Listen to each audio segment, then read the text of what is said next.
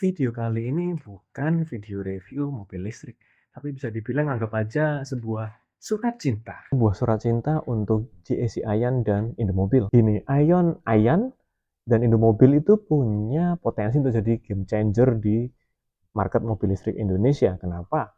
Ya karena kan Aion ini aslinya di Cina itu dia udah kerjasama dengan Toyota dan Honda yang sudah terkenal lah dengan yang namanya reliabilitas. Orang sudah percaya harusnya DNA ini bisa menjadi sebuah senjata untuk memenangkan market Indonesia. Sebagian besar kisah berikut ini adalah dari pengalaman pribadi dengan Ion Y Plus ini.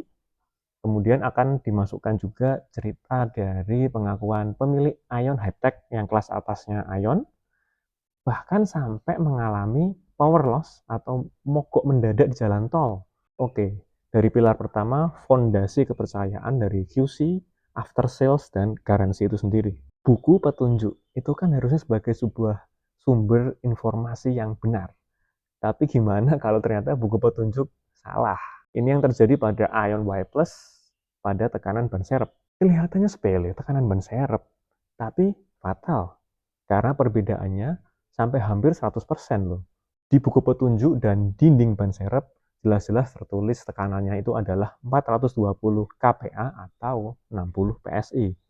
Tapi ternyata kalau menurut dari dealer, yang benar itu 32 PSI. Ban serepnya ini Ion Y Plus setelah dipompa ke 60 PSI sesuai dengan buku petunjuk dan label di dinding ban, jadinya benjol. Dealernya tentunya menjawab dengan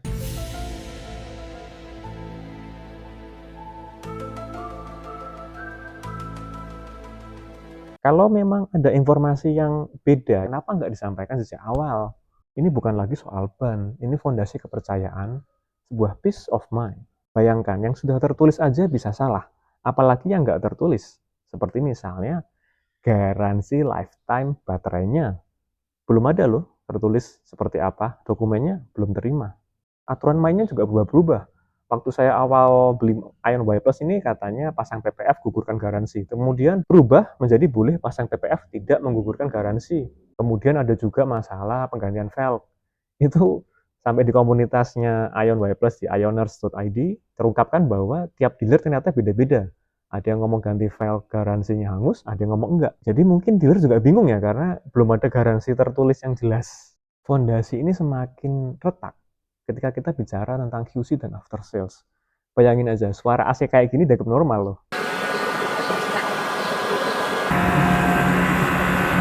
Lucu juga sih. Lucu-lucuan jadi pedestrian warning system. Bahkan beberapa bulan usia mobil ini setirnya udah agak belok sendiri. Itu akhirnya perbaiki sendiri di CarFix karena dianggap normal, jadi tidak masuk garansi. Kenapa normal? Dari dealer menjelaskan bahwa memang sudah lumrah kok. Mobil untuk baru-baru itu setirnya agak miring. Bahkan memberi contoh secara spesifik, merek lain yang juga mereka pegang di seri yang lebih mahal juga bisa miring seperti itu. Apakah ini artinya standar QC dan PDI yang terlalu longgar? Atau bagaimana after sales yang mungkin perlu improvement? Karena ini ada kasus pemilik Ion Hightech yang kelasnya jauh di atasnya Ion Y Plus itu sampai mengalami kemogokan di jalan tol. Dia power loss jalan tol. Kan kecepatan tinggi. Bahaya dan paniknya seperti apa gitu kan. Masalah ini akhirnya baru bisa ditangani oleh tim after sales setelah ada senggolan dari komunitas Ioners. Ya memang bantuan senggolan itu sesuatu hal yang baik mulia ya, tapi kan ini sebuah penanda bahwa sistem after sales yang resmi, garansi, perlu improvement. Karena pilar yang kedua, Ion itu kan mobil listrik canggih ya. Jadi kan software itu sesuatu hal yang penting. Kayak Ion Y Plus ini bisa dianggap aja seperti gadget beroda 4 gitu.